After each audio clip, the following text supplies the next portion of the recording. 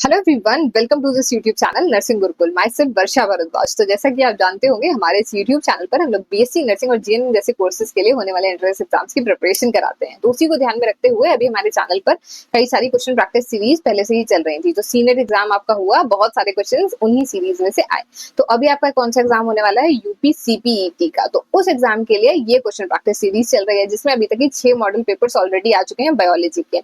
बहुत सारे स्टूडेंट्स को डाउट है कि फिजिक्स और केमिस्ट्री कहाँ से पढ़नी है। वो भी हमारे चैनल पर सीरीज चल रही है, उसमें फिजिक्स और केमिस्ट्री के भी मॉडल पेपर्स आ रहे हैं, इवन जीके के भी मॉडल पेपर्स आ रहे हैं। तो आप अपनी प्रिपरेशन हमारे चैनल पे अलग वीडियोस देख करके कर सकते हैं, अलग अलग सब्जेक्ट्स की। जैसे कि ये बायोलॉजी का है, वैसे ही आपका फिजिक्स का, केमिस्ट्री का, जीके का, सबका चल रहा है। पूरी पूरी सीरीज है, आप वहां पर जाइए, उन टीचर्स से भी पढ़िए, आपको बहुत हेल्प मिलने वाली है। बाकी सबसे पहले हम लोग बात कर लेते हैं, अभी तक के हमने जो भी पढ़ा है वो सारे क्वेश्चंस बहुत इंपॉर्टेंट थे आपके एग्जाम के लिए। कई सारे स्टूडेंट्स के सारे क्वेश्चन सही हो रहे थे, उसको ध्यान में रखते हुए हम लोगों ने थोड़ा सा लेवल अप भी किया है क्वेश्चंस का। जिन भी स्टूडेंट्स को अभी तक की लेवल बहुत कम लग रहा था क्वेश्चंस का, आज के क्वेश्चंस देखते हैं। थोड़े से कॉन्सेप्चुअल रहने वाले हैं, उन चैप्टर्स में से नहीं है जो यूजुअली हर एक मॉडल पेपर में हम लोग डिस्कस करते हैं। थोड़े अलग अलग कॉन्सेप्ट्स को मिक्स किया गया है। बहुत ही हैंड पिक्ड क्वेश्चंस हैं, मतलब ऐसे क्वेश्चंस हैं जिनमें से कहीं ना कहीं से आपके एग्जाम में क्वेश्चन जरूर आ जाएगा। तो बहुत ध्यान से पढ़ेंगे आज का लेक्चर।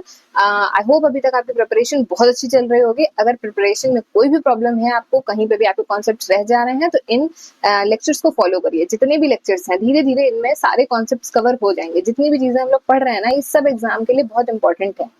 और जैसा अभी तक हमारा पैटर्न रहा है, हम लोग सिर्फ और सिर्फ क्वेश्चन पे बात नहीं करते हैं, क्वेश्चन के अराउंड जितने भी कॉन्सेप्ट रहते हैं उनके बारे में भी पढ़ते हुए चलते हैं, ताकि एग्जाम में आए तो हम उसको टैकल कर लें। और बाकी आपके एग्जाम में नेगेटिव मार्किंग तो है नहीं, तो आप जितने ज्यादा चीजें पढ़ते चलेंगे, वहां पर आप एग्जाम में ज्यादा से ज्यादा क्वेश्चन सही कर सकते हैं। और इवन आपको नहीं आता है तो वहां पर आप गेस वर्क भी कर सकते हैं अपनी नॉलेज के बेसिस पर ही।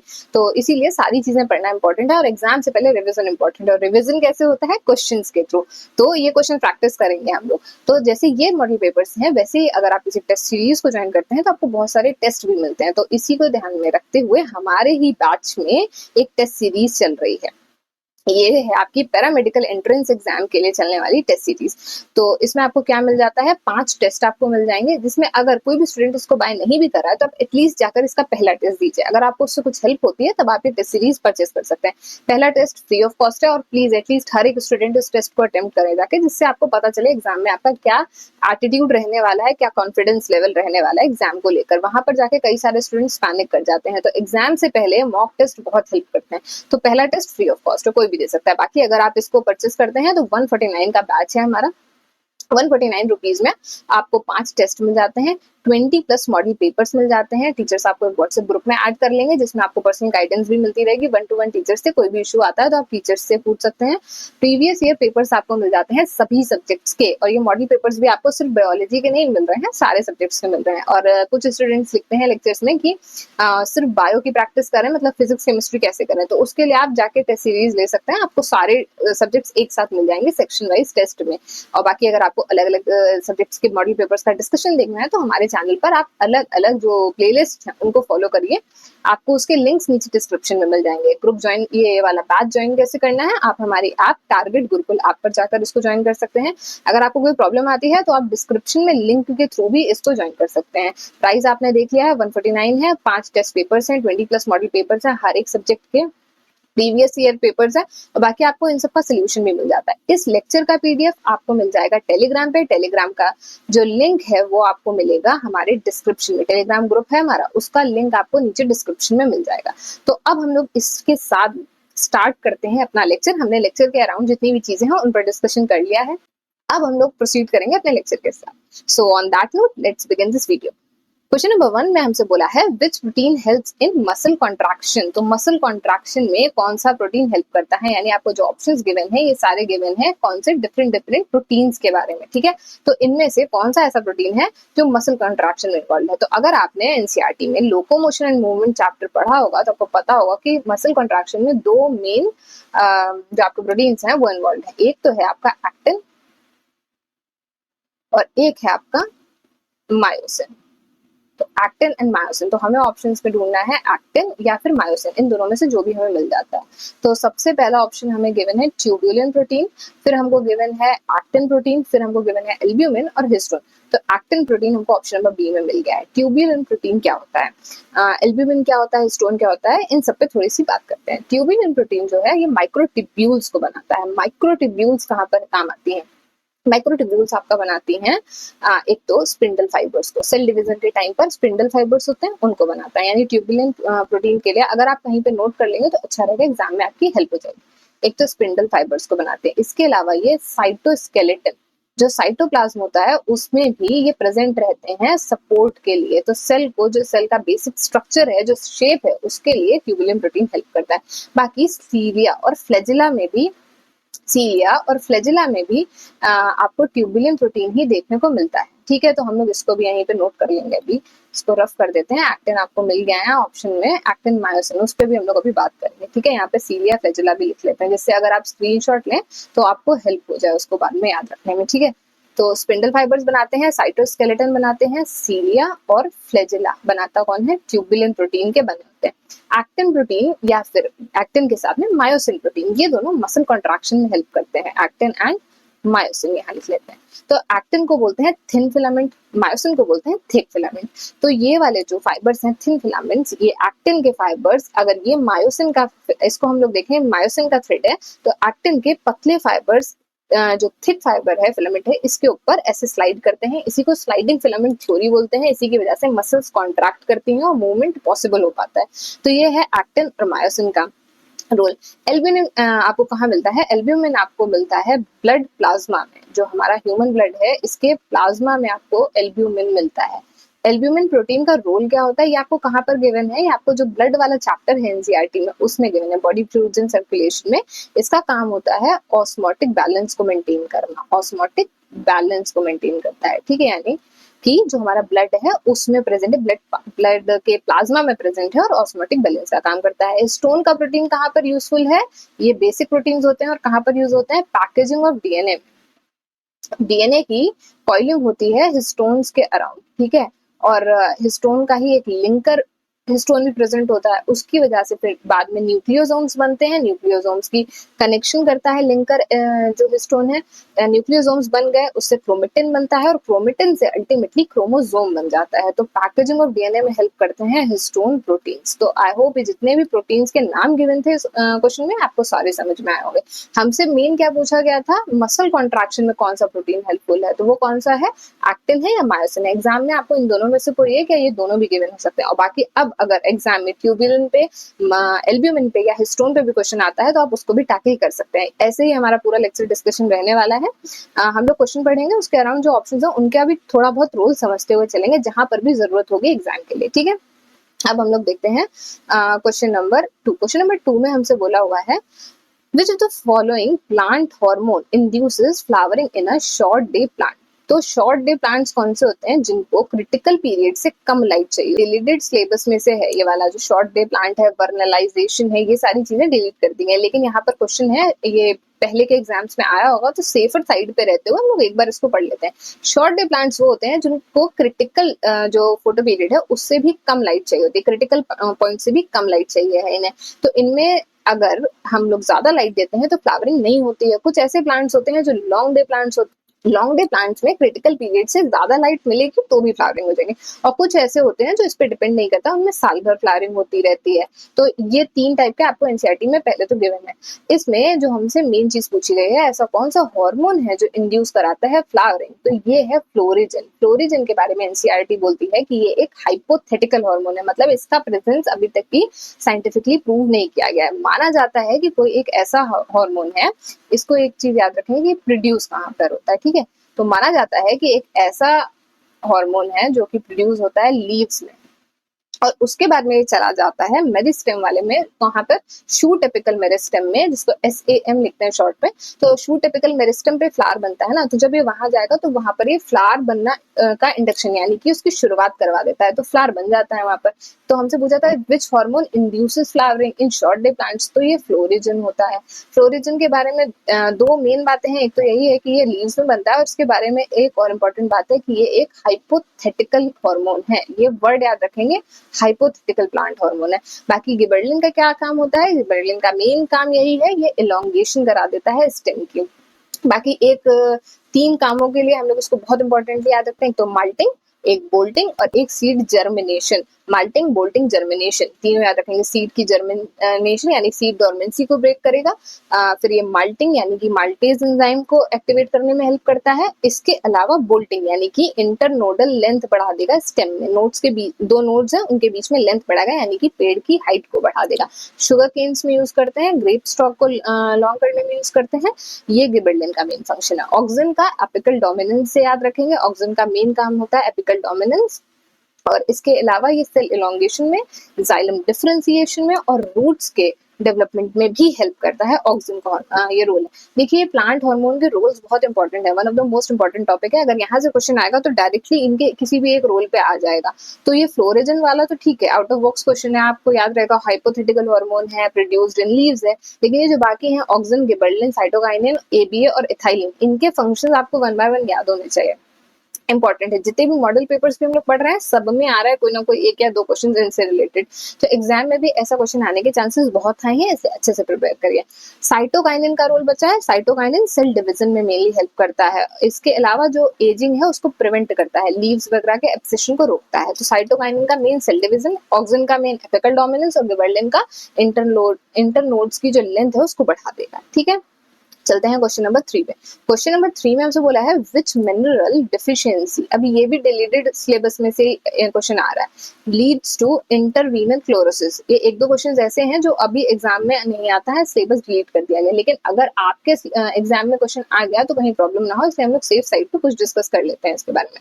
तो इंटरवीनल क्लोरोसिस क्या होती है, जब एक पत्ती के भी जो वीन्स है वहां पर से क्लोरोफिल गायब हो जाए और येलोइंग वहां पर हो जाए, तो ये होता है मेनली मैग्नीशियम की वजह से। ये याद रखने वाला है क्योंकि मैग्नीशियम का रोल है क्लोरोफिल के स्ट्रक्चर में, इस वजह से।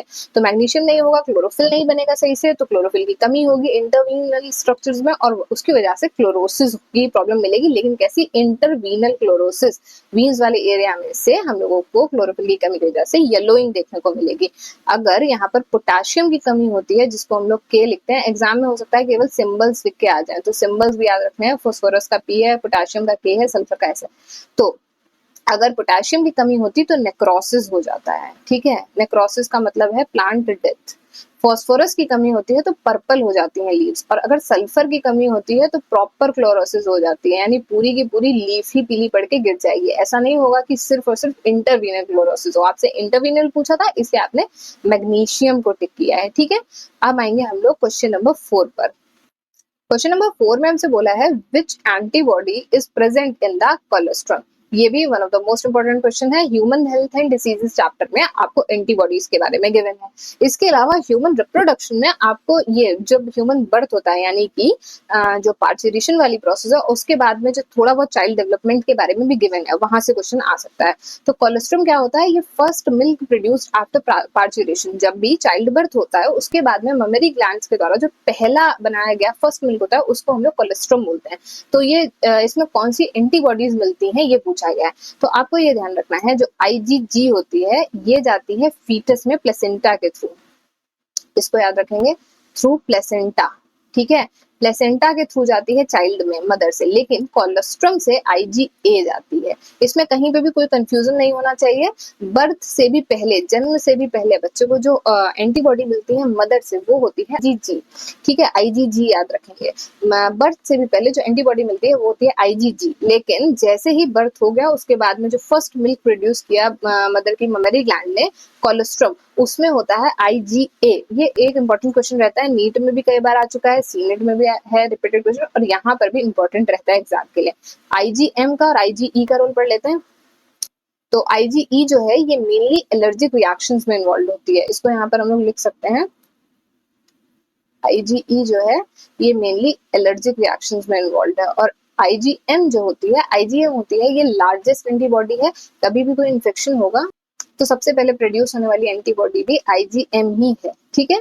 तो ये याद रखेंगे, IgG कहाँ से जा रही है, प्लेसेंटा से। IgA कहाँ पे है, कोलेस्ट्रम में है। IgM लार्जेस्ट एंटीबॉडी है और फर्स्ट जो प्राइमरी रिस्पॉन्स है, इम्यूनिटी रिस्पॉन्स, उसमें है। और IgE एलर्जिक रिएक्शंस के लिए रिस्पॉन्सिबल है। चलते हैं क्वेश्चन नंबर 5 पर।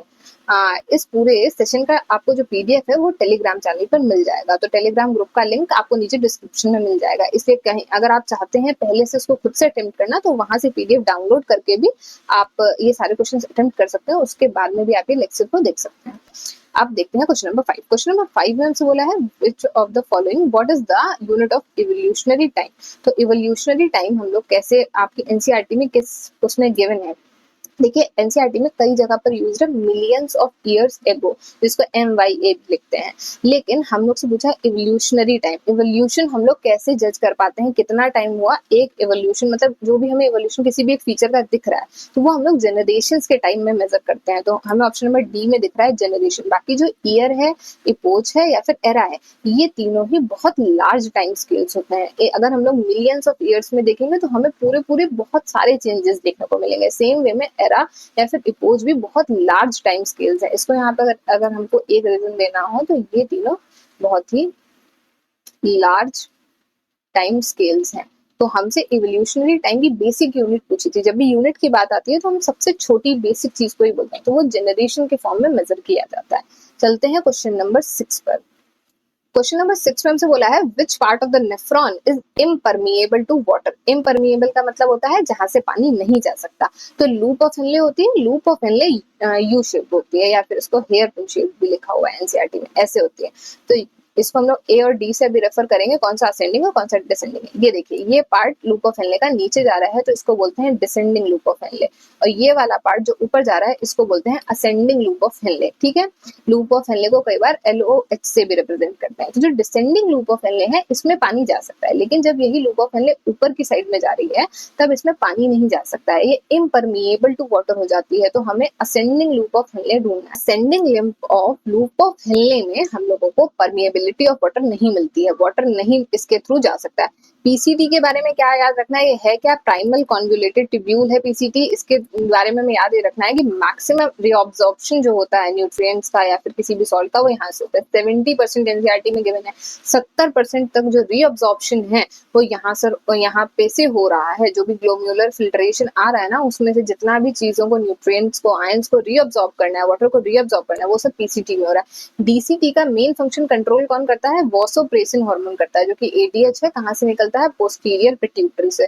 तो DCT तो मेनली उसके कंट्रोल में। डिसेंडिंग लूप ऑफ हेनले जो है ये वाटर के लिए तो परमिएबल होता है, लेकिन ये आयंस के लिए इम्परमिएबल होता है, ये याद रखेंगे, ठीक है। चलते हैं क्वेश्चन नंबर 7 पे। क्वेश्चन नंबर 7 में हमसे बोला है विच organelle is rich in hydrolytic enzymes. One of the most important question है, ऑर्गेनेल्स के रोल पे आ सकता है। कुछ चीजें बहुत बार रिपीट हो रही है हमारे मॉडल पेपर्स में, जिनके बारे में आप कहीं पर शॉर्ट नोट्स अगर आपने बनाए हैं तो अभी से रिवाइज करके रखिए, एग्जाम में आ सकता है। एक है हमारा जो ब्रेन होता है ना, ह्यूमन ब्रेन, उसके फंक्शन पे क्वेश्चन आ सकता है किसी भी एक पार्ट पे। एक आपके जो प्लांट ग्रोथ रेगुलेटर्स हैं, प्लांट के हार्मोन्स हैं, उन पे क्वेश्चन आ सकता है। इसके अलावा ये तो दो चीजें हो गई। इसके अलावा आपका एक ह्यूमन रिप्रोडक्शन चैप्टर से कोई भी एक इंपॉर्टेंट क्वेश्चन आ सकता है। बाकी ये जो आपके ऑर्गेनल्स हैं, इनमें से क्वेश्चन आ सकता है। सेल डिवीजन की जो स्टेजेस हैं, उनमें से भी कहीं से क्वेश्चन आ सकता है। तो ये कुछ ऐसे पॉइंट्स हैं जो बहुत इंपॉर्टेंट है। ह्यूमन फिजियोलॉजी वैसे भी इंपॉर्टेंट रहती है ऐसे एग्जाम्स में, तो ये अच्छे से देख के जाना है। बाकी बायोटेक्नोलॉजी से भी कुछ भी क्वेश्चन इंपॉर्टेंट है, जैसे कि आपका एक BT कॉटन वाला है, उसको अच्छे से रिवाइज कर लीजिएगा। एक जो भी टेक्निक्स गिवन है फर्स्ट चैप्टर में बायोटेक्नोलॉजी वाले, वहां से भी क्वेश्चन आ सकते हैं, ठीक है। तो ध्यान रखेंगे इन सारी चीजों का। बाकी लेक्चर्स में तो हम लोग डिस्कस कर ही रहे हैं। अगर आप सारे मॉडल पेपर्स को भी फॉलो करते हैं तो बहुत सारे कॉन्सेप्ट्स आपके यहीं से रिवाइज हो जाएंगे, आपको इनकी इतनी ज्यादा चिंता नहीं करनी पड़ेगी। तो अभी इस क्वेश्चन पे प्रोसीड करते हैं। तो हमसे पूछा था हाइड्रोलिटिक एंजाइम्स, तो पहले भी डिस्कस किया हमने। हाइड्रोलिटिक एंजाइम्स मिलते हैं लाइसोसोम में। तो ये वाले एंजाइम्स कैसे होते हैं, ये डाइजेशन में हेल्प करेंगे, जो भी सेल के अंदर चीजें हैं उसकी, और कभी कभी एक्स्ट्रा सेल्यूलर मटेरियल के भी डाइजेशन में हेल्प करेंगे। परऑक्सीजोम का काम कहाँ पर होता है? परऑक्सीजोम्स अगर प्लांट में है तो फोटो रेस्पिरेशन में इन्वॉल्व होंगे, अगर एनिमल्स में है तो ये मेनली परऑक्साइड के मेटाबॉलिज्म में इंपॉर्टेंट होते हैं, याद रखेंगे परऑक्सीजोम का। और एक इनका लिपिड्स के मेटाबॉलिज्म में इंपॉर्टेंस है। राइबोसोम्स को प्रोटीन फैक्ट्री बोलते हैं, कई बार ये भी क्वेश्चन रिपीट हो चुका है, प्रोटीन फैक्ट्री है। आरएनपी पार्टिकल्स भी बोलते हैं क्योंकि ये आरएनए के और प्रोटीन के ही बने भी होते हैं। प्रोटीन्स बनाने के लिए इनका काम है, प्रोटीन सिंथेसिस में हेल्प करते हैं। Mitochondria power house of the cell, ये एटीपी का सिंथेसिस में हेल्प करता है। ठीक है, अब चलते हैं क्वेश्चन नंबर 8 पे। क्वेश्चन नंबर 8 में हमसे बोला हुआ है what does the term niche represent. Niche term किसको रिप्रेजेंट करता है?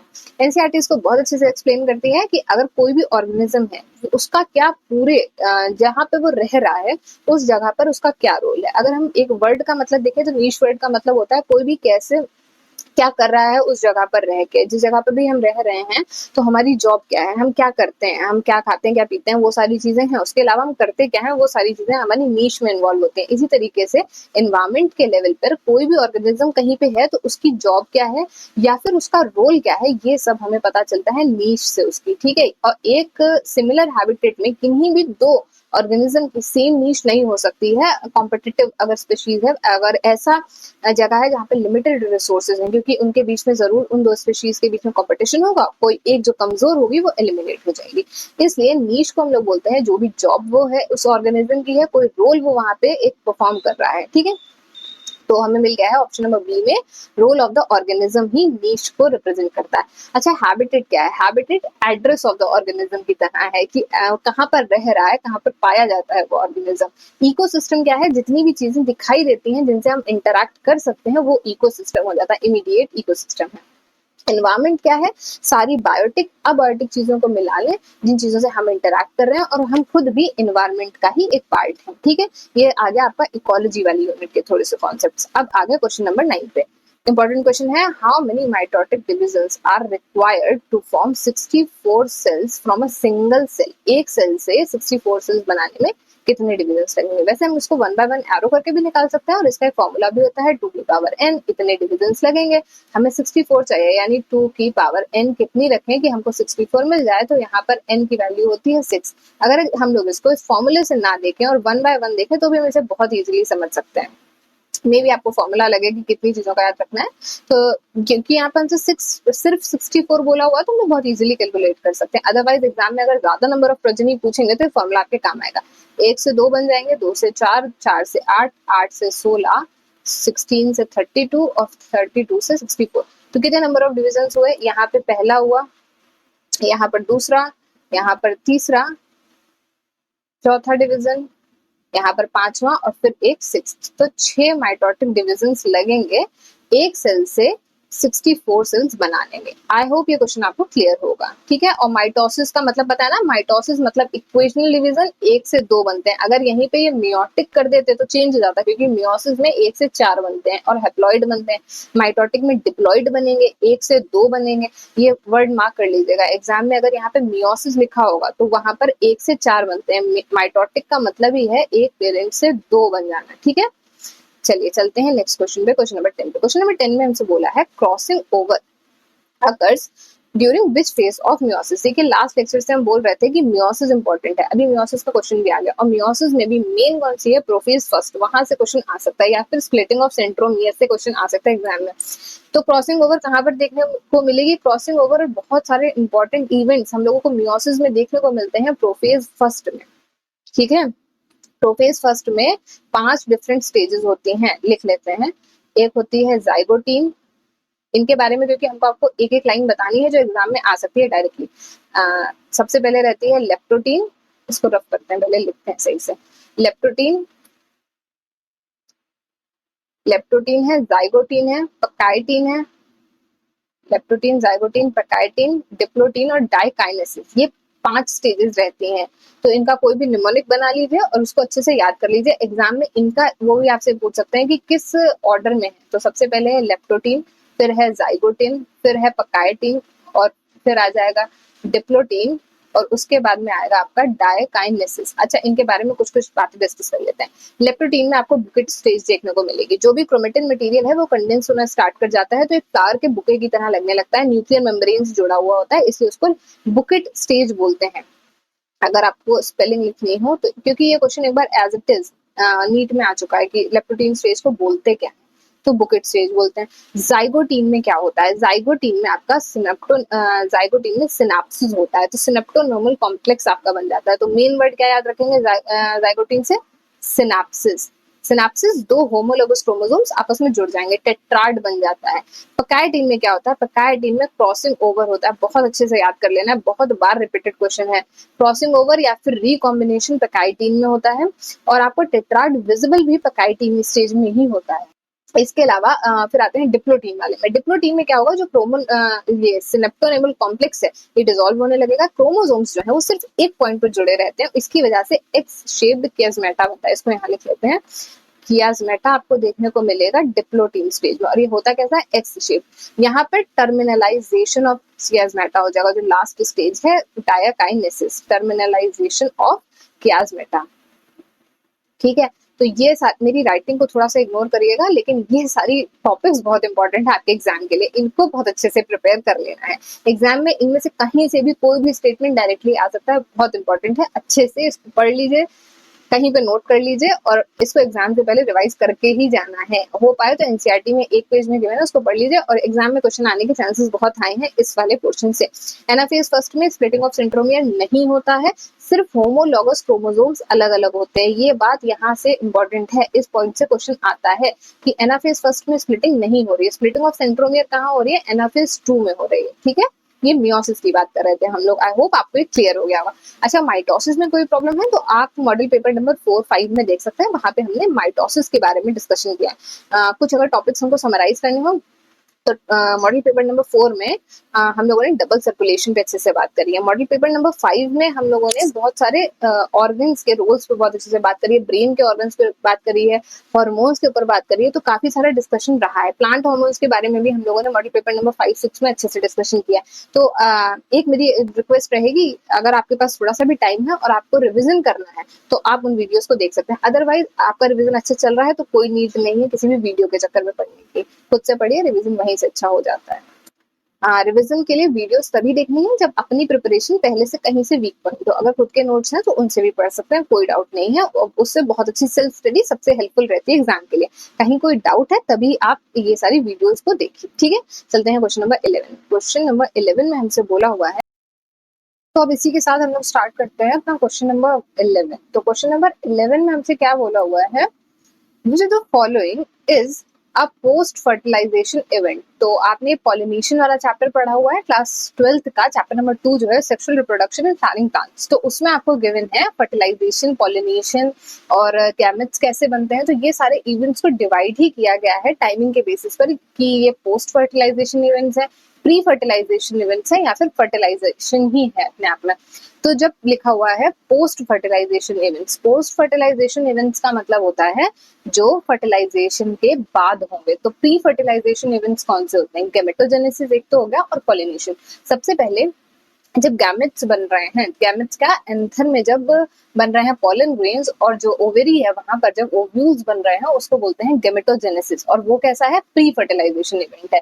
इसके अलावा जब पॉलिनेशन हो रहा है, वही जो मेल गैमेट्स हैं वो पहुंच रहे हैं फीमेल गैमेट तक, मतलब पॉलेंस पहुंच रहे हैं स्टिग्मा तक, उसको बोलते हैं पॉलिनेशन का प्रोसेस। उसके बाद में जब मेल गैमेट और फीमेल गैमेट का फ्यूजन होगा उसे बोलेंगे फर्टिलाइजेशन। अच्छा, एंजियोस्पर्म्स की स्पेशल कैरेक्टरिस्टिक क्या है कि इनमें मिलता है डबल फर्टिलाइजेशन। ठीक है, ये याद रखेंगे।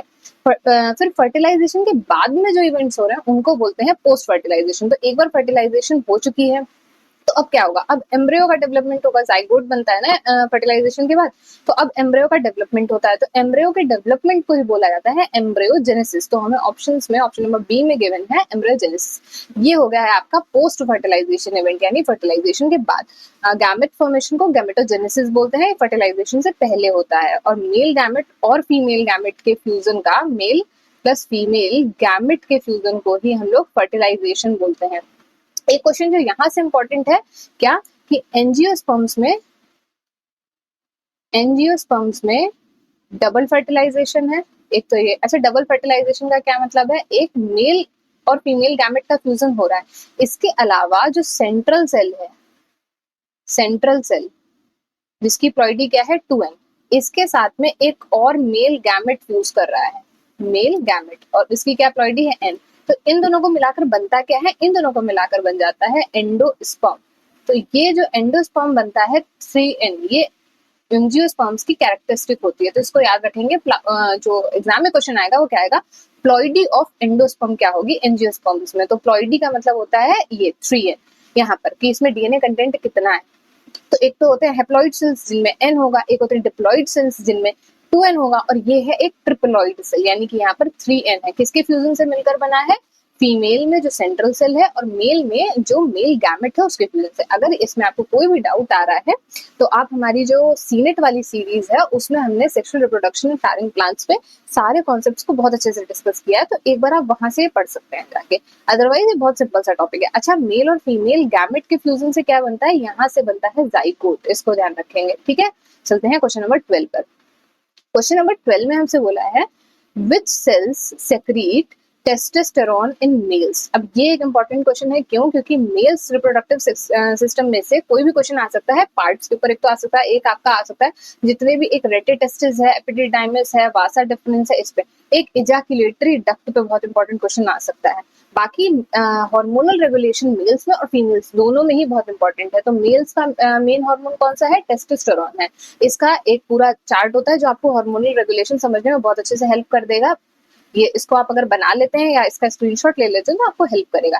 हाइपोथैलेमस है हमारे ब्रेन में, उससे रिलीज होता है GnRH, gonadotropin releasing hormone. GnRH किस पर काम करता है? ये काम करता है जाकर एंटीरियर पिट्यूटरी पर, एंटीरियर पिट्यूटरी, इसको सही से लिख देते हैं, आर है ये एंटीरियर पिट्यूटरी। एंटीरियर पिट्यूटरी से फिर दो हार्मोन्स निकलते हैं, एक निकलता है एलएच और एक निकलता है एफएसएच।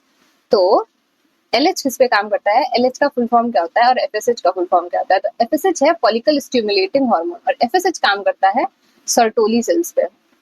आप लोगों को पता है सर्टोली सेल्स का एक अल्टरनेटिव नाम क्या होता है? Nurse cells. क्यों? ये जो डेवलपिंग स्पर्म्स होते हैं उनके लिए न्यूट्रिशन प्रोवाइड करती हैं स्पर्मेटोगोनिया को, जो कि स्पर्म मदर सेल होते हैं, ठीक है। ल्यूटिनाइजिंग हार्मोन है एलएच, और इसको एक और भी इसका नाम होता है क्योंकि ये लेडिक सेल्स पे काम करता है। इसको एल से एल याद रखेंगे, ये लेडिक सेल्स पे काम करता है। इसका दूसरा नाम होता है आईसीएसआई, ठीक है। लेडिक सेल्स पे जब वर्क करता है एलएच तो लेडिक सेल्स रिलीज करते हैं टेस्टोस्टेरोन। हमें अपना आंसर तो मिल ही गया यहाँ से, टेस्टोस्टेरोन। अब इसके बाद में ये टेस्टोस्टेरोन अल्टीमेटली काम करता है स्पर्मेटोजेनेसिस को बढ़ाने में, क्योंकि ये सर्टोली सेल्स पे भी काम करेगा जाकर, ये स्पर्मेटोगोनिया पे भी काम करेगा, और अल्टीमेटली ये प्रोडक्शन बढ़ा देगा, स्पर्म का जो प्रोडक्शन है उसमें हेल्प करेगा, स्पर्मेटोजेनेसिस की प्रोसेस को हेल्प करेगा, ठीक है। ये पूरा आपको फ्लो चार्ट याद रखना है। ये मेल्स में हार्मोनल रेगुलेशन है उनकी स्पर्मेटोजेनेसिस की प्रोसेस का। तो अगर हम लोगों को यहाँ पर एक फंक्शन लिखना हो तो चाहे टेस्टोस्टेरोन हो और चाहे सर्टोली सेल्स, ये अल्टीमेटली किस में हेल्प कर। अच्छा, ये मेरी स्क्रीन के पीछे चला जा रहा होगा ना, इसको हम लोग ऊपर कर लेते हैं फिर आपको दिखाई देगा। ये अगर ये टेस्टोस्टेरोन है या फिर सर्टोली सेल्स है, अल्टीमेटली हेल्प किसको कर रहे हैं? स्पर्मेटोजेनेसिस को हेल्प कर रहे हैं, ये याद रखेंगे, ठीक है। हमसे सिंपल सा क्वेश्चन पूछा था कि टेस्टोस्टेरोन कौन सा सेल सेक्रीट करता है, तो वो हमें क्या मिल गया है यहाँ से? लेडिक सेल सेक्रीट करते हैं। नर्स सेल्स उसको बोलते हैं, सर्टोली सेल्स को बोलते हैं। स्पर्मेटोगोनिया होते हैं डिप्लॉइड सेल्स जिनमें मियोसिस होकर स्पर्म्स का फॉर्मेशन होता है।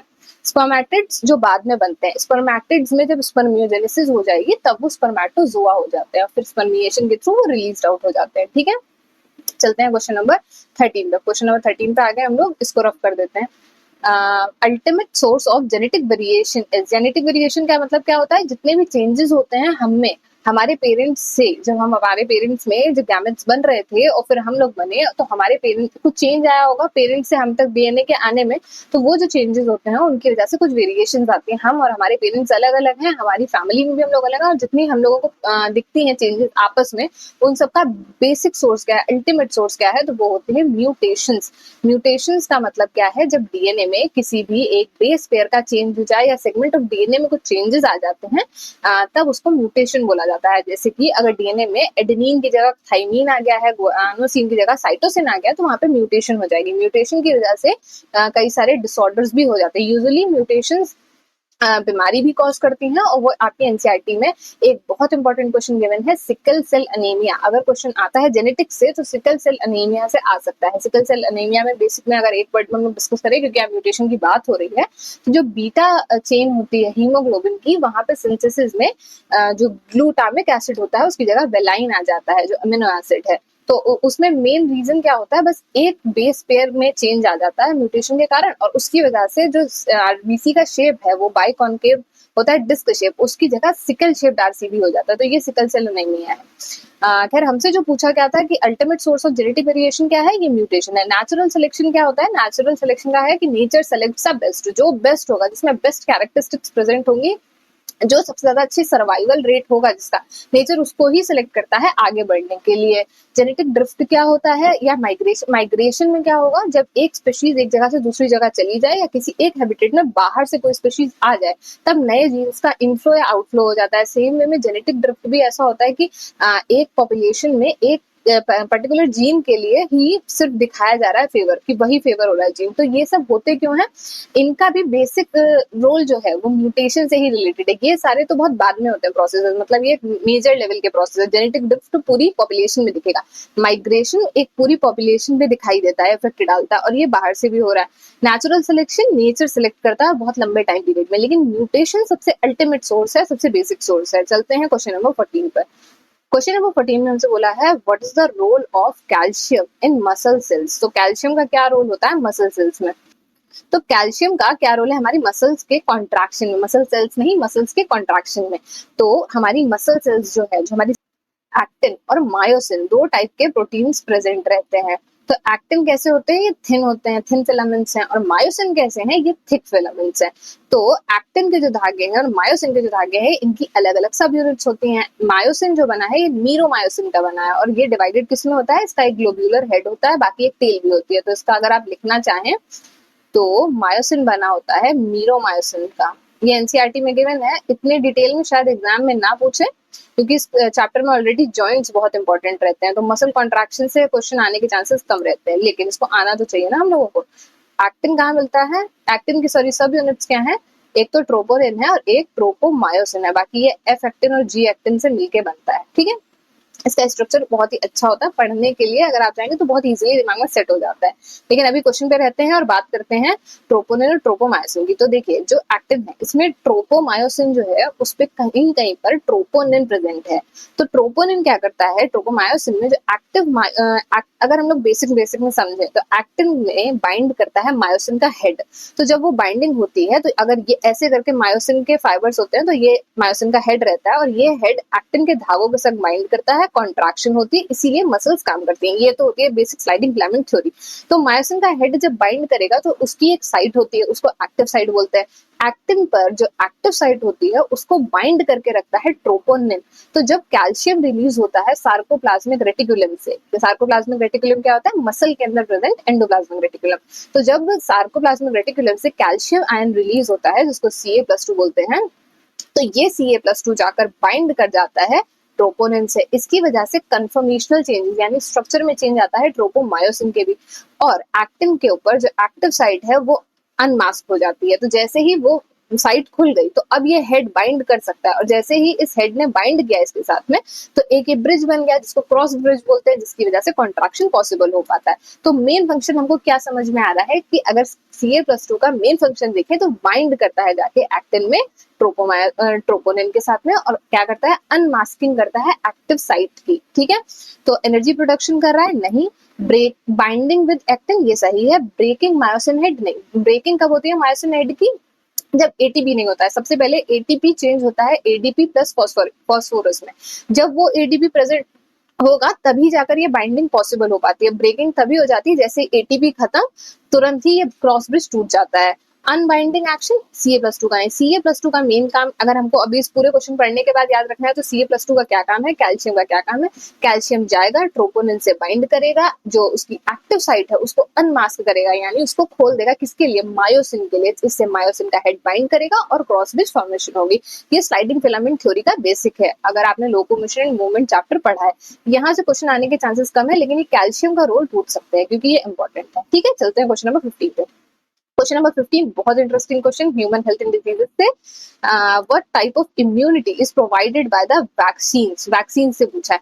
इम्यूनिटी में आपको यहाँ 4 वर्ड्स दिख रहे हैं, नेचुरल, आर्टिफिशियल, एक्टिव, पैसिव। इन चारों का मतलब समझते हैं, बहुत अच्छा। देखिए, एक्टिव इम्यूनिटी कब होती है, जब हमारी बॉडी खुद से प्रोड्यूस करती है किसी भी चीज के लिए।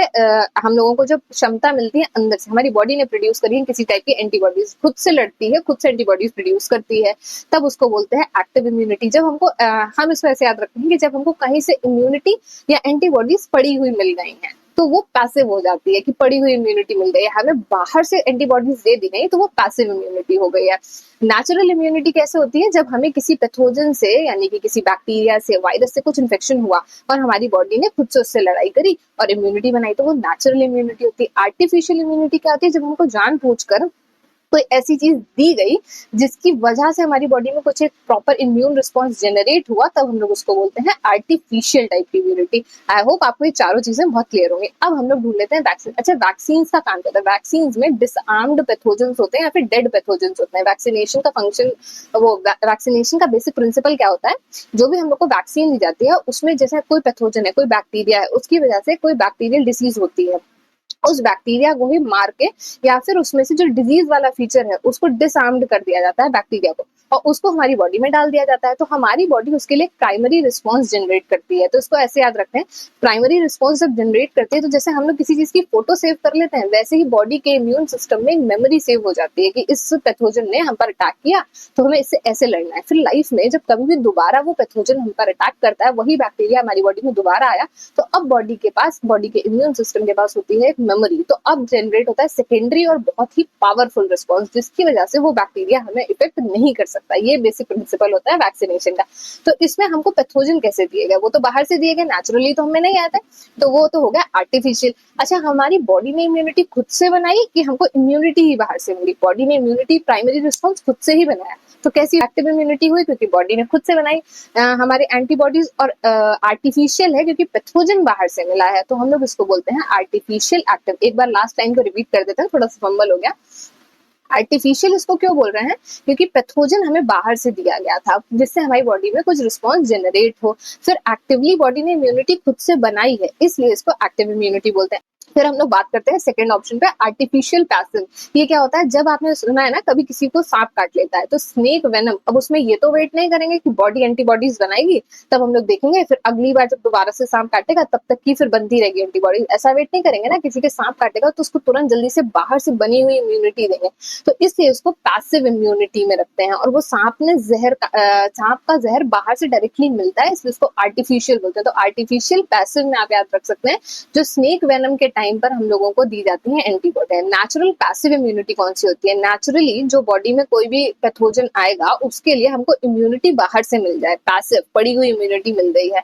तो हमें कैसे मिल सकती है, जब हमें प्लेसेंटा के थ्रू या फिर कोलोस्ट्रम यानी मदर्स मिल्क के थ्रू कोई भी एंटीबॉडी, कोई भी इम्यूनोग्लोबुलिन मिलता है, तो वो पैसिव इम्यूनिटी है जो कि नेचुरली हमने इनहेरिट कर ली है। अच्छा, यही आपको जो थर्ड ऑप्शन दिया है ना, नेचुरली एक्टिव, ये कैसे है, जब हमको नॉर्मली कोई इन्फेक्शन हो गया और उस इन्फेक्शन की वजह से उस बैक्टीरिया ने हमारे बॉडी के इम्यून सिस्टम पे इफेक्ट डाला और हमारी बॉडी ने खुद से उसके लिए कोई एक रिस्पॉन्स बना लिया, हमारी बॉडी ने खुद से उसके लिए कोई रिस्पॉन्स बना लिया, तो उसको बोलते हैं natural active immunity. I hope ये क्वेश्चन आपको क्लियर हो गया होगा। इन चारों टर्म्स का मतलब याद रखेंगे तो आपका कोई भी क्वेश्चन एग्जाम में आएगा सॉल्व हो जाएगा। वैक्सीनेशन का प्रिंसिपल ध्यान रखेंगे, प्राइमरी सेकेंडरी रिस्पॉन्स क्या होता है ये याद रखेंगे। चलते हैं क्वेश्चन नंबर 16 पर। 16 में हमसे बोला है, in which stage of respiration is the most ATP generated. सबसे ज्यादा एटीपी कहाँ बनते हैं? एटीपी के लिए जो बोलते हैं बैलेंस शीट होती है एटीपी की, वो एग्जाम में आ सकती है। ग्लाइकोलिसिस में 2 एटीपी बनते हैं नेट, ठीक है, और इसके अलावा 2 NADH2 बनते हैं। क्रेब्स साइकिल में सिर्फ एक एटीपी बनता है जो कि जीटीपी की फॉर्म में है, लेकिन वो किसके लिए बन रहा है, किसके लिए बनता है, एक पायरुवेट के लिए बनता है, लेकिन एक ग्लूकोज से तो दो पायरुवेट बनते हैं, इसलिए इसको एक एटीपी इंटू 2 याद रख लेंगे। इसके अलावा क्या बनता है, दो FADH2, एक FADH2 बनेगा एक पायरुवेट के लिए, तो हम लोगों ने यहाँ दो पायरुवेट के लिए देखा है, इसको लिख देंगे दो पायरुवेट के लिए, ठीक है। तो दो पायरुवेट के लिए दो FADH2 बन जाएंगे, और एक यहाँ पे अभी हम लोगों का एक वो रह गया है, NADH2 के बारे में हमने नहीं लिखा है, तो NADH2 हम लोगों को मिलते हैं तीन, ठीक है। तो तीन NADH2 मिलते हैं, और वो किसके लिए मिलते हैं, तीन NADH2 भी मिलते हैं एक फॉस्फेट इसके लिए, पायरुवेट के लिए। तो दो पायरुवेट के लिए हम लोगों को दो इसके हिसाब से 3 इंटू 2 यानी 6 हो जाएगा। ETS में क्या होता है, जो आपका NADH2 बना है, जो FADH2 बना है, इनसे ATP बनाई जाती है। तो सबसे ज्यादा आपको क्या लगता है कहाँ पे बनेंगे, ATP बनेंगे सबसे ज्यादा ETS में। एक NH2, ये जो NADH2 है, एक NADH2 जो है ये प्रोड्यूस करता है 3 ATP, एक FADH2 जो है ये प्रोड्यूस करता है 2 ATP, और एक GTP जो होता है वो प्रोड्यूस करता है एक ATP। ये सब पॉसिबल कब होता है, ये सब पॉसिबल होता है ETS प्रोसेस के थ्रू, जब इलेक्ट्रॉन ट्रांसपोर्ट सिस्टम होता है, इलेक्ट्रॉन ट्रांसपोर्ट सिस्टम, तभी हो पाता है। अच्छा, फर्मेंटेशन क्या होती है, फर्मेंटेशन में केवल 2 ATP मिलते हैं, क्यों, फर्मेंटेशन की प्रोसेस में ग्लाइकोलिसिस तो हो जाती है। इसके बाद में बोलते हैं fate of pyruvate, pyruvate link reaction के थ्रू जा रहा है, उसके बाद में ETS वगैरह में जा रहा है, क्रेब्स साइकिल में जा रहा है, तो उसको इतने सारे ATP मिलते हैं। एक पूरा एक ग्लूकोज से कितने ATP बनते हैं, 36 या फिर 38, ये कहीं पे नोट कर लीजिएगा, यहीं पे लिख देते हैं। एक ग्लूकोज से प्रॉपर अगर कंप्लीट ऑक्सीडेशन हो रहा है उसका, एक ग्लूकोज का कंप्लीट रेस्पिरेशन हो रहा है अगर, तो उससे बनते हैं 36 या फिर 38 ATP। ये डिपेंड करता है कि ETS की कौन सी स्टेप से आप देख रहे हैं, एग्जाम में आएगा तो इन दोनों में से कोई एक गिवन होगा, वही आपको टिक करना है। ग्लाइकोलिसिस से आपको सिर्फ 2 ATP नेट मिलते हैं, ठीक है, अब वैसे 4 मिलते हैं लेकिन 2 खर्च भी हो जाते हैं, इसलिए नेट ATP का गेन 2 का ही होता है। ETS के थ्रू आपको मिलता है, जो ये केमिकल्स ये मिले हैं इनसे आपको जितने भी ATP मिलेंगे। फर्मेंटेशन में क्या होता है, जो पायरुवेट बना है वो आगे ना तो लिंक रिएक्शन में जाएगा, ना वो क्रेब्स साइकिल में जाएगा, ना वो ETS में जाएगा, तो वहां पे होगा क्या, वहां ऑक्सीजन की पूरी नहीं है, मतलब ऑक्सीजन पूरा नहीं है, तो वहां पर इसका कंप्लीट वो नहीं हो पाता रेस्पिरेशन, तो उस वजह से या तो लैक्टिक एसिड फर्मेंटेशन हो जाएगा। लैक्टिक एसिड फर्मेंटेशन का होता है जब हम लोग एक्सरसाइज कर रहे होते हैं तो हमारी मसल्स में होता है ऑक्सीजन की कमी में, तो लैक्टिक एसिड बन जाएगा, तब भी कंप्लीट रेस्पिरेशन नहीं हो पा रही है वहां पे। या फिर वहां पर अल्कोहल फर्मेंटेशन हो जाएगा जो कि ईस्ट करता है, तो इसमें CO2 रिलीज हो जाएगी, लेकिन पूरा जो इसका है ये पूरा का पूरा CO2 में कन्वर्ट नहीं होता ग्लूकोज, या तो लैक्टिक एसिड बीच में बन जाता है और या फिर इसमें बीच में बन जाता है जाकर अल्कोहल। तो इसमें ग्लाइकोलिसिस तो सबके लिए हो रहा है, ग्लाइकोलिसिस सब में होगा, लेकिन उसके बाद पायरुवेट का क्या होगा ये डिपेंड करता है कि फर्मेंटेशन में जा रहा है, क्रेब्स साइकिल में जा रहा है, कहाँ पर है, ठीक है। तो ये इसको NCERT में पूरा सेक्शन गिवन है फेट ऑफ पायरुवेट, वहां से क्वेश्चन आया हुआ है। इस समय मुझसे पूछेंगे मोस्ट इंपोर्टेंट क्या है, तो ये 36 38 ATP वाली बात है, और बाकी ग्लाइकोलिसिस में आपको क्या क्या मिल रहा है, क्रेब्स साइकिल में क्या क्या मिल रहा है, ETS में क्या क्या मिल रहा है, एक NADH2 से एक FADH2 से क्या क्या बन रहा है, ये सब इंपॉर्टेंट है। चलते हैं क्वेश्चन नंबर 17 पे, बहुत सिंपल सा क्वेश्चन है। Which gas is most responsible for global warming? हम लोगों ने लास्ट लेक्चर में डिस्कस किया ग्लोबल वार्मिंग क्या होती है, अर्थ में सनलाइट आती है, उसकी हीट को ट्रैप कर लेती है कुछ गैसेस, जिसकी वजह से अर्थ में एटमॉस्फेयर में एक टेम्परेचर बिल्डअप हो पाता है और लाइफ पॉसिबल हो पाती है। तो ये कोई ग्लोबल वार्मिंग बढ़ना नेगेटिव इफेक्ट है, ग्लोबल वार्मिंग का होना है लाइफ सस्टेन करने के लिए जरूरी है। तो मेजर कौन सी रिस्पॉन्सिबल है, क्या है, CO2, अभी तक सबको याद हो गया होगा। कार्बन डाइऑक्साइड मेजरली रिस्पॉन्सिबल है। इसके अलावा कौन कौन सी गैसेस होती है, मीथेन होती है, CFC का मतलब क्या है, क्लोरो फ्लोरोकार्बन, इसका फुल फॉर्म याद कर सकते हैं, क्लोरो फ्लोरोकार्बन, ठीक है। ये ग्रीन हाउस इफेक्ट के लिए भी इंपॉर्टेंट है, ग्लोबल वार्मिंग के लिए भी इफेक्ट इंपॉर्टेंट है, और इसके अलावा जो ओजोन डिप्लेशन है वहां पर भी CFC का रोल है, ठीक है। N2O जो नाइट्रस ऑक्साइड्स हैं ये भी रिस्पॉन्सिबल होते हैं, और एक जो हम लोग अक्सर भूल जाते हैं, हमने कई लेक्चर्स में बोला है, आपको याद रखना है, वाटर वेपर्स जो होते हैं ये भी रिस्पॉन्सिबल हैं ग्लोबल वार्मिंग के लिए, इसको भी याद रखेंगे। तो ये सिंपल सा क्वेश्चन था।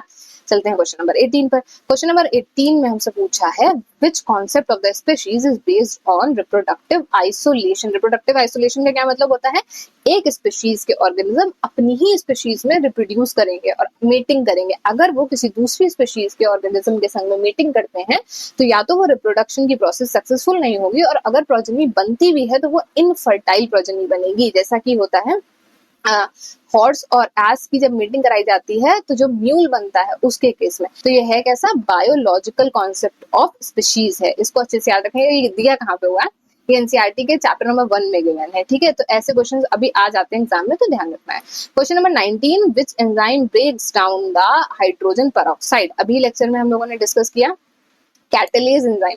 कैटलेज एंजाइम का मेन काम होता है हाइड्रोजन पेरोक्साइड के ऊपर। हाइड्रोजन पेरोक्साइड का फॉर्मूला क्या होता है, H2O2। तो कैटलेज एंजाइम काम करता है H2O2 मेटाबॉलिज्म में, ये वर्ड आ सकता है एग्जाम में ना। तो H2O2 को तोड़ने में काम करता है। इसका एग्जाम इससे रिलेटेड, इस एंजाइम से रिलेटेड बहुत ही इंपॉर्टेंट पॉइंट गिवन है एनसीईआरटी में कि इसका हाईएस्ट टर्नओवर नंबर होता है। मतलब ये बहुत जल्दी जल्दी सबस्ट्रेट को प्रोडक्ट में चेंज करता जाता है, बहुत जल्दी काम करता है ये एंजाइम, ये एनसीईआरटी में गिवन है। अच्छा, हम लोगों ने एक लेक्चर में डिस्कस किया था, कहीं भी अमाइलम वर्ड आता है तो वो किससे हमें रिलेट करना है, स्टार्च से। तो इस जो अमाइलेज है किस पे काम करेगा, स्टार्च पे। लाइपेज वर्ड आता है वो किस पे काम करेगा, फैट्स पे। और माल्टेज आ रहा है तो ये जो माल्टोज शुगर होती है इस पे काम करेगा, माल्टोज को तोड़ देगा जाके ग्लूकोज, और ग्लूकोज की 2 सब यूनिट्स में, ग्लूकोज और ग्लूकोज में तोड़ देगा जाके। ये चीज एग्जाम में आ सकती है। सुक्रोज किसका पॉलीमर है, लैक्टोज किसका पॉलीमर है, और माल्टोज किसका पॉलीमर है, अभी याद कर लेंगे। सुक्रोज किसका बना होता है, एक ग्लूकोज की यूनिट का, एक फ्रक्टोज की यूनिट का। माल्टोज किसका बना होता है, 2 ग्लूकोज की यूनिट्स का। और एक आपका बचा लैक्टोज। लैक्टोज बना होता है ग्लूकोज और गैलेक्टोज का, ठीक है। ये सब चीजें कहीं नोट करते चलना है, लर्न कर लेना है। अगर किसी मॉडल पेपर में आ जाता है बहुत अच्छी बात है, नहीं भी आता है तो हमने आपको ये बता दिया है, आप इसको लर्न करके जाइए, एग्जाम में क्वेश्चन आएगा तो 100% आपका सही हो जाएगा। ये सारी बातें तो बहुत बेसिक सी हैं, कभी कभी दिमाग से उतर जाते हैं और एग्जाम में डाउट क्रिएट होता है कि कौन सी सब यूनिट थी। तो अगर हम रिवाइज करते चलेंगे तो वहां पर कोई कंफ्यूजन नहीं होगा। चलते हैं क्वेश्चन नंबर 20 पे। क्वेश्चन नंबर 20 में हमसे पूछा है, बहुत अच्छा कॉन्सेप्चुअल क्वेश्चन है, what is the genetic constitution of an individual body. देखिए सारे वर्ड्स के मतलब समझते हैं, आंसर पर आ जाएंगे। जीनोटाइप में क्या होता है, जब हम लोग किसी भी ऑर्गेनिज्म का जो जेनेटिक कॉन्स्टिट्यूशन है उसमें जो जीन्स है उनके बारे में पढ़ते हैं। जैसे कि जीनोटाइप में आपने पढ़ा ना, टॉल प्लांट्स के लिए टीटी होता है, ये आपका एक हेट्रोजाइगस वाली सिचुएशन में दिया रहता है, ये दिया रहता है स्मॉल प्लांट्स या डॉर्फ प्लांट्स के लिए, ये होता है जीनोटाइप। जब हम लोग, अगर मेन बात याद रखनी है तो जब हम लोग जीन्स के बारे में पढ़ रहे हैं तो उसको हम लोग बोलते हैं कि हम लोग जीनोटाइप देख रहे हैं, ठीक है। तो related to, study related to genes, हम लोग जब किसी के भी डीएनए के जीन्स को पढ़ रहे हैं। फिनोटाइप क्या होता है, जो भी फिजिकली दिखाई दे रहा है, हम लोग बाहर से जो भी चीजें देख सकते हैं, हेयर कलर है, आई कलर है, अगर पेड़ों की बात कर रहे हैं तो स्टेम की लेंथ है, फ्लावर की पोजीशन है, ये सारी चीजें फिनोटाइप में आ जाती है। कैरियोटाइप क्या होता है, जहां भी कैरियोटाइप जैसा वर्ड आ रहा है वहां पे हम लोग क्रोमोजोम के रिस्पेक्ट में चीजें पढ़ रहे हैं। क्रोमोजोम के बिहेवियर को पढ़ना क्या, या क्रोमोजोम का नंबर जो है, सेट जो है, उसके बारे में पढ़ना, ये कैरियोटाइप में आता है। ये हमने कहाँ पढ़ा है, जेनेटिक्स में। जब हम लोगों को डिसऑर्डर्स गिवन है वहां पे आपने कैरियोटाइप पढ़ा होगा, 44+XY ऐसे करके डिसऑर्डर्स में गिवन है। क्लाइनफेल्टर सिंड्रोम है, टर्नर सिंड्रोम है, वहां पे गिवन है। तो ये हम लोग क्या देख रहे हैं, क्रोमोसोम्स देख रहे हैं कि 44 क्रोमोसोम्स नॉर्मल है, बाकी XY क्रोमोसोम है। तो ये हो गया कैरियोटाइप। जीनोम क्या होता है, जब हम किसी ऑर्गेनिज्म के पूरे डीएनए को देखते हैं कि उसमें कितने बेस पेयर्स हैं। जैसे हमसे अगर कोई कहे कि ह्यूमंस के हैप्लॉइड जीनोम में कितने हैं, तो 3.3 into 10⁻9 बेस पेयर्स हैं हैप्लॉइड जीनोम में ह्यूमंस के। ऐसे थोड़ा बहुत डेटा याद रखना एग्जाम के लिए आ सकता है, हैप्लॉइड जीनोम और किसमें, ह्यूमंस में। अगर किसी को लर्न हो तो वो कमेंट कर सकता है ई कोलाई में क्या होता है, जीनोम, ठीक है। देखते हैं किसी को भी लर्न है तो। ये आपका कहाँ गिवन है, मॉलिक्यूलर बेसिस ऑफ इनहेरिटेंस में गिवन है, ठीक है। तो हमसे क्या पूछा था, जेनेटिक कॉन्स्टिट्यूशन की बात कहाँ कर, इंसान के जेनेटिक कॉन्स्टिट्यूशन, इंसान या किसी भी ऑर्गेनिज्म के जेनेटिक कॉन्स्टिट्यूशन को बताता है जीनोटाइप। जीनोम की बात कब करते हैं, जब हम लोग बेस पेयर्स वगैरह डीएनए में देख रहे होते हैं, जीन्स देख रहे हैं जीनोटाइप में। क्वेश्चन नंबर 21 बहुत बार डिस्कस हो चुका है, आज डायरेक्टली टिक करेंगे। Helps in clotting of blood, कौन सा विटामिन है, विटामिन के हेल्प करता है ब्लड क्लॉटिंग में। विटामिन ए कहाँ पर रिस्पॉन्सिबल है, रेटिनॉल है, नाइट ब्लाइंडनेस कॉज करता है अगर कमी हो जाएगी तो। विटामिन ए की कमी से नाइट ब्लाइंडनेस होती है। विटामिन B12 आपको लैक्टिक एसिड बैक्टीरिया से रिलेटेड याद रखना है। विटामिन सी स्कर्वी कर देता है, सिट्रिक फ्रूट्स में मिलता है, जिनमें सिट्रिक एसिड प्रेजेंट होगा वहां पे आपको विटामिन सी मिलेगा। क्वेश्चन नंबर 22 इंपॉर्टेंट ब्रेन के फंक्शंस हर लेक्चर में आ रहे हैं। Brain controls body, which part of the brain controls body temperature. Body temperature control करता है हाइपोथैलेमस। और क्या क्या कंट्रोल करता है, तो body temperature, urge for drinking मतलब प्यास जो लगती है वो भी हाइपोथैलेमस कंट्रोल करता है। मेड्यूला क्या कंट्रोल करता है, कार्डियोवास्कुलर सिस्टम को। सेरेबेलम बहुत बार आ चुका है क्वेश्चन, बॉडी के पोस्चर को, बॉडी के बैलेंस को कंट्रोल करने में, इक्विलिब्रियम मेंटेन करने में सेरेबेलम हेल्प करता है। सेरेब्रम का रोल होता है मेमोरी और इंटेलिजेंस में। आई होप अभी तक आपको ये सारी चीजें याद हो गई होंगी अगर आप मॉडल पेपर्स को भी फॉलो कर रहे हैं तो। Ex situ method of conservation कहाँ होता है? Ex situ method of conservation बोलते हैं जब वो किसी ऑर्गेनिज्म को बचाना है लेकिन हम उसको उस जगह पर नहीं बचा सकते जहां वो रहता है, उसके हैबिटेट से हटाकर उसको बचाने को ही हम लोग ex situ method of conservation बोलते हैं। इन सीटू का मतलब होता है ऑन साइट, जहां रहता है। एक ऑर्गेनिज्म को बचाने के लिए हमने पूरे आसपास के एनवायरमेंट को ही प्रिजर्व कर लिया है, हैबिटेट को ही प्रिजर्व कर लिया है। जैसे कि बायोलॉजिकल जो हॉटस्पॉट्स होते हैं बायोलॉजी वाले, और जो नेचुरल रिजर्व्स हैं, जो नेशनल पार्क्स हैं, वहां पर हम लोग बोलते हैं इन सीटू कंजर्वेशन। पूरा एक हैबिटेट को प्रिजर्व कर लिया। लेकिन एक्स सीटू में क्या होता है, जैसे कि जो जू है कि एक एनिमल वाइल्ड जो थी वहां पे लोग उसको हंटिंग कर रहे थे, पोचिंग कर रहे थे, या उसके प्रेडेटर्स बढ़ गए थे, तो उसको लाके हमने जू में रख लिया और अभी वो सेफ है, तो उसको बोलते हैं ex situ method of conservation. तो हमें यहाँ ढूंढना है, तो यहाँ ऑप्शन नंबर बी में गिवन है जीन बैंक। जीन बैंक क्या होता है? कोई भी ऐसी स्पीशीज है जो आगे जाके अभी इंडेंजर्ड है, वल्नरेबल है, आगे जाके वो खत्म हो सकती है, एक्सटेंट हो सकती है, तो उसके जीन्स को बचा लेना। तो कहाँ बचाएंगे हम लोग? अपनी लैब्स में बचाएंगे, क्रायोप्रिजर्वेशन के थ्रू बचाएंगे, तो इसलिए इसको ex situ method of conservation बोलते हैं। अच्छा, एक चीज बहुत इंपॉर्टेंट है, क्रायोप्रिजर्वेशन वर्ड आया है, इससे रिलेटेड शायद क्वेश्चन आ सकता है, ठीक है। क्रायोप्रिजर्वेशन, क्रायोप्रिजर्वेशन का मतलब होता है लिक्विड नाइट्रोजन में -196 डिग्री सेल्सियस के टेम्परेचर पर किसी भी चीज को प्रिजर्व करना। बाकी के जो ऑप्शन आपको गिवन है, नेशनल पार्क, सेंचुरी और बायोस्फीयर रिजर्व, ये सारे इन सिटू कंजर्वेशन के गिवन है, ठीक है। क्वेश्चन नंबर, बस लास्ट के 2 क्वेश्चन बचे हैं।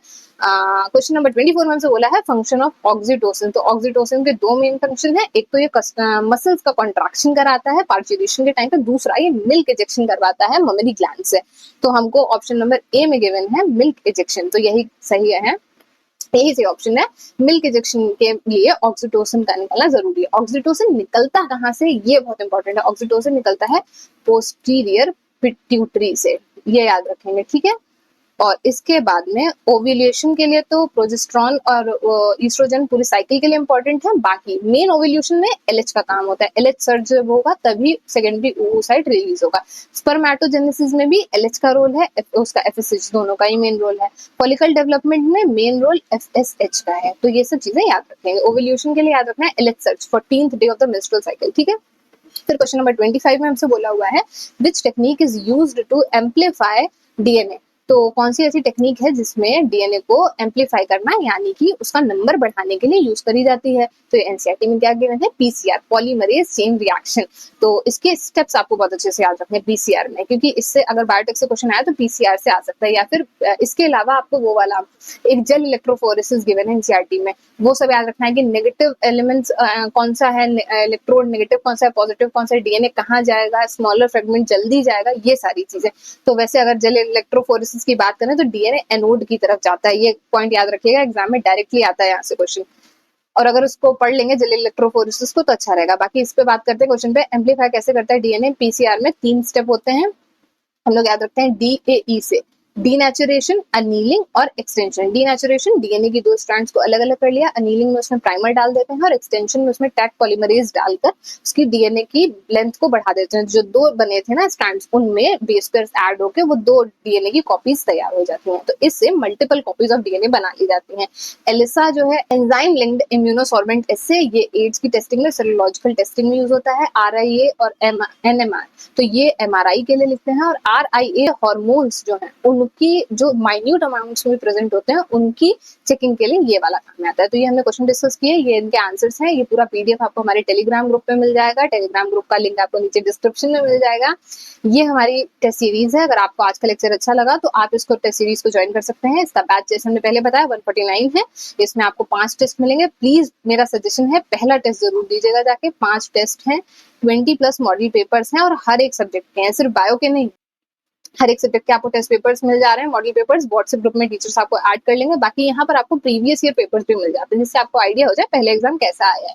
तो आप इस कॉन्टैक्ट नंबर पे जाके भी इस ग्रुप से, इससे रिलेटेड इन्फॉर्मेशन ले सकते हैं, या फिर हमारी ऐप जो कि है टारगेट गुरुकुल ऐप, यहाँ पर जाके इसको ज्वाइन कर सकते हैं।